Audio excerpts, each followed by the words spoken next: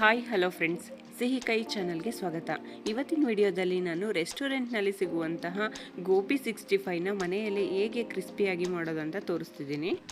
ಯಾವುದೇ ರೀತಿಯಾದಂತಹ food colour ಆಗಲಿ ಅಥವಾ ಮೈದಾನರಾಗಲಿ ಬಳಸ್ತೀರಾ ಹೇಗೆ ಒಂದು ಹೆಲ್ದಿ ಆಗಿರುವಂತಹ ಸ್ನ್ಯಾಕ್ಸ್ನ ರೆಡಿ ಮಾಡ್ಕೋಬೋದು ಅಂತ ಇವಾಗ ನೋಡೋಣ. ಇದಕ್ಕೆ ಬೇಕಾಗಿರುವಂತಹ ಇಂಗ್ರೀಡಿಯೆಂಟ್ಸ್ ಅಂದರೆ ಒಂದು 250 ಗ್ರಾಮ್ನಷ್ಟು ಹೂಕೋಸನ್ನ ತಗೊಂಡು ಸಣ್ಣದಾಗಿ ಕಟ್ ಮಾಡಿ ಇಟ್ಕೊಂಡಿದ್ದೀನಿ. 2 ಟೇಬಲ್ ಸ್ಪೂನಷ್ಟು ಕಾರ್ನ್ಫ್ಲವರ್ನ ತಗೊಂಡಿದ್ದೀನಿ. ಹಾಗೆಯೇ ಒಂದು 2 ಟೇಬಲ್ ಸ್ಪೂನಷ್ಟು ಅಕ್ಕಿ ಹಿಟ್ಟನ್ನು ತಗೊಂಡಿದ್ದೀನಿ. 1 ಟೇಬಲ್ ಸ್ಪೂನಷ್ಟು ಕಡಲೆ ಹಿಟ್ಟನ್ನು ತಗೊಂಡಿದ್ದೀನಿ. ಹಾಗೆಯೇ ಅರ್ಧ ಟೀ ಸ್ಪೂನಷ್ಟು ಶುಂಠಿ ಬೆಳ್ಳುಳ್ಳಿ ಪೇಸ್ಟ್ನ ತಗೊಂಡಿದ್ದೀನಿ. 1 ಸ್ಪೂನಷ್ಟು ಕಾಶ್ಮೀರಿ ಚಿಲ್ಲಿ ಪೌಡರ್ನ ತಗೊಂಡಿದ್ದೀನಿ. 1/4 ಸ್ಪೂನಷ್ಟು ಗರಂ ಮಸಾಲ, ಹಾಗೆಯೇ 1/4 ಸ್ಪೂನಷ್ಟು ಮೆಣಸಿನ ಪುಡಿನ ತಗೊಂಡಿದ್ದೀನಿ. ಹಾಗೆಯೇ ಒಂದು 4 ಹಸಿಮೆಣಸಿನಕಾಯಿನ ಮಧ್ಯದಲ್ಲಿ ಸೀಳಿ ಇಟ್ಕೊಂಡಿದ್ದೀನಿ. ಜೊತೆಗೆ ಸ್ವಲ್ಪ ಕರ್ಬೇವಿನ ಸೊಪ್ಪನ್ನು ಕೂಡ ತಗೊಂಡಿದ್ದೀನಿ. ಮೊದಲಿಗೆ ಹೂಕೋಸನ್ನು ತೊಳೆಯೋದಕ್ಕೆ ಸ್ಟವ್ ಮೇಲೆ ಸ್ವಲ್ಪ ನೀರನ್ನು ಬಿಸಿಯಾಗೋದಕ್ಕೆ ಇಟ್ಟಿದ್ದೀನಿ. ನೀರು ಕುದ್ದ ನಂತರ ಅದಕ್ಕೆ ಒಂದು ಅರ್ಧ ಸ್ಪೂನಷ್ಟು ಉಪ್ಪು ಹಾಗೆಯೇ ಒಂದು ಅರ್ಧ ಸ್ಪೂನಷ್ಟು ಅರಿಶಿನ ಹಾಕಿ ಅದ್ರ ಜೊತೆಗೇ ಕಾಲಿಫ್ಲವರ್ನ ಹಾಕಿ ಒಂದು 2 ನಿಮಿಷಗಳ ಕಾಲ ಅದನ್ನು ಬೇಯಿಸ್ಕೋಬೇಕಾಗುತ್ತೆ. ನಾವು ಯಾವುದೇ ರೀತಿಯಾದಂತಹ ಅಡುಗೆ ಮಾಡಬೇಕಾದ್ರೂ ಸಹ ಕಾಲಿಫ್ಲವರ್ನ ಇದೇ ಥರ ವಾಶ್ ಮಾಡ್ಕೋಬೇಕಾಗುತ್ತೆ. ಯಾಕೆಂದರೆ ಅದ್ರ ನಡುವೆ ಹುಳಗಳಿರುತ್ತೆ, ಹಾಗೆಯೇ ವಾಶ್ ಮಾಡೋದು ಕೂಡ ಕಷ್ಟ. ಹಾಗಾಗಿ ಈ ಥರನೇ ವಾಶ್ ಮಾಡ್ಕೋಬೇಕು. ಇವಾಗ ಕಾಲಿಫ್ಲವರ್ ಬೆಂದಿದೆ, ಜಾಸ್ತಿ ಏನು ಬೇಯಿಸ್ಕೊಳ್ಳೋ ಅವಶ್ಯಕತೆ ಇಲ್ಲ. ಒಂದು 2 ನಿಮಿಷ ಬೇಯಿಸ್ಕೊಂಡು ಸ್ಟ್ರೈನರ್ನ ಸಹಾಯದಿಂದ ಅದನ್ನು ತೆಗೆದ್ಬಿಟ್ಟು ಒಂದು ಪ್ಲೇಟ್ಗೆ ಹಾಕ್ಕೊಂಡು ಕೂಲ್ ಆಗೋದಕ್ಕೆ ಬಿಡಬೇಕು. ಕಾಲಿಫ್ಲವರು ಕೂಲ್ ಆದ ನಂತರನೇ ಅದಕ್ಕೆ ಹಿಟ್ಟನ್ನು ಕಲಿಸ್ಕೋಬೇಕಾಗುತ್ತೆ. ಬಿಸಿದ್ರಲ್ಲೇ ಕಲಿಸಿದ್ರೆ ಕೋಟಿಂಗ್ ಚೆನ್ನಾಗಾಗೋದಿಲ್ಲ. ಇವಾಗ ಕಾಲಿಫ್ಲವರ್ ಕೂಡ ತಣ್ಣಗಾಗಿದೆ. ನಂತರ ಹಿಟ್ಟನ್ನು ಮಿಕ್ಸ್ ಮಾಡೋದಕ್ಕೆ ಒಂದು ಮಿಕ್ಸಿಂಗ್ ಬೌಲ್ನ ತೊಗೊಳ್ಳೋಣ.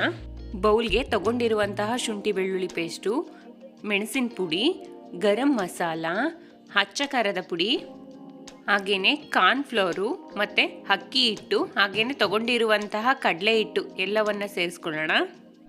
ಜೊತೆಗೆ ರುಚಿಗೆ ತಕ್ಕಷ್ಟು ಉಪ್ಪನ್ನು ಸೇರಿಸ್ಕೊಂಡಿದ್ದೀನಿ.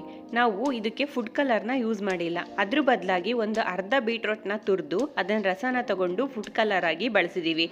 ಈ ಬೀಟ್ರೋಟ್ ಜ್ಯೂಸ್ನ ಬಳಸೋದ್ರಿಂದ ಯಾವುದೇ ರೀತಿಯಾದಂತಹ ಟೇಸ್ಟ್ ಏನು ಚೇಂಜ್ ಆಗೋದಿಲ್ಲ, ಹಾಗೇ ಇರುತ್ತೆ.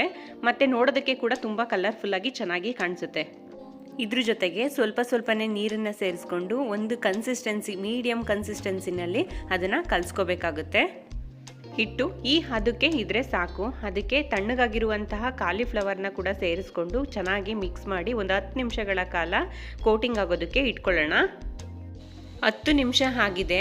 ಆನಂತರ ಬಾಣಲಿನಲ್ಲಿ ಗೋಬಿನ ಕರಿಯೋದಕ್ಕೆ ಎಣ್ಣೆನ ಬಿಸಿ ಆಗೋದಕ್ಕೆ ಇಟ್ಕೊಂಡಿದ್ದೀನಿ. ಇವಾಗ ಎಣ್ಣೆ ಕೂಡ ಕಾದಿರುವಂತಹ ಎಣ್ಣೆಗೆ ಒಂದೊಂದೇ ಗೋಬಿನ ಹಾಕೊಳ್ಳೋಣ. ಎಲ್ಲ ಹೂಕೋಸನ್ನು ಹಾಕೊಂಡ ನಂತರ ಅದನ್ನು ಮೀಡಿಯಮ್ ಟು ಹೈ ಫ್ಲೇಮ್ನಲ್ಲೇ ಬೇಯಿಸ್ಕೋಬೇಕಾಗುತ್ತೆ. ಲೋ ಫ್ಲೇಮಲ್ಲಿ ಬೇಯಿಸ್ಕೊಳ್ಳೋದ್ರಿಂದ ಎಣ್ಣೆ ಕುಡಿದ್ಬಿಡುತ್ತೆ. ಹಾಗಾಗಿ ಮೀಡಿಯಮ್ ಟು ಹೈ ಫ್ಲೇಮ್ನಲ್ಲೇ ಒಂದು 3 ರಿಂದ 4 ನಿಮಿಷಗಳ ಕಾಲ ಫ್ರೈ ಮಾಡ್ಕೋಬೇಕಾಗುತ್ತೆ. ಗೋಬಿ ಒಂದು 95% ಬೆಂದ ನಂತರ ಅದಕ್ಕೆ ತಗೊಂಡಿರುವಂತಹ ಕರಿಬೇವು ಹಾಗೆಯೇ ಸೀಳಿ ಇಟ್ಕೊಂಡಿರುವಂತಹ ಹಸಿಮೆಣ್ಸಿಕಾಯಿನೂ ಕೂಡ ಸೇರಿಸ್ಕೊಂಡು ಫ್ರೈ ಮಾಡ್ಕೊಳ್ಳೋಣ. ಹಸಿಮೆಣ್ಸಿಕಾಯಿನ ಸೀಳ್ದಲ್ಲೇ ಹಾಕೊಳ್ಳೋದ್ರಿಂದ ಅದು ಸಿಡಿದ್ಬಿಡುತ್ತೆ, ಸೀಳಿನೇ ಹಾಕೋಬೇಕು. ಇವಾಗ ಗೋಬಿ ಬೆಂದಿದೆ, ಇದನ್ನು ಒಂದು ಪ್ಲೇಟ್ಗೆ ಸರ್ವ್ ಮಾಡ್ಕೊಳ್ತಾ ಇದ್ದೀನಿ. ಇವಾಗ ತುಂಬಾ ಕ್ರಿಸ್ಪಿಯಾಗಿರುವಂತಹ ಹಾಗೆಯೇ ಆರೋಗ್ಯಕರವಾಗಿರುವಂತಹ ಗೋಬಿ 65 ರೆಡಿಯಾಗಿದೆ.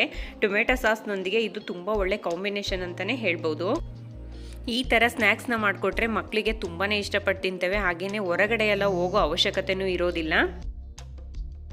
ಈ ರೆಸಿಪಿನ ನೀವು ಒಮ್ಮೆ ಮನೇಲಿ ಟ್ರೈ ಮಾಡಿ ಹೇಗಿತ್ತು ಅಂತ ಕಮೆಂಟ್ ಮಾಡಿ. ನೀವೇನಾದರೂ ನಮ್ಮ ಚಾನಲ್ನ ಫಸ್ಟ್ ಟೈಮ್ ನೋಡ್ತಾ ಇದ್ದರೆ ದಯವಿಟ್ಟು ಸಬ್ಸ್ಕ್ರೈಬ್ ಮಾಡಿ, ಶೇರ್ ಮಾಡಿ, ಲೈಕ್ ಮಾಡಿ, ಹಾಗೆ ಪಕ್ಕದಲ್ಲೇ ಇರುವಂತಹ ಬೆಲ್ ಐಕಾನ್ನ ಕ್ಲಿಕ್ ಮಾಡಿ. Thank you.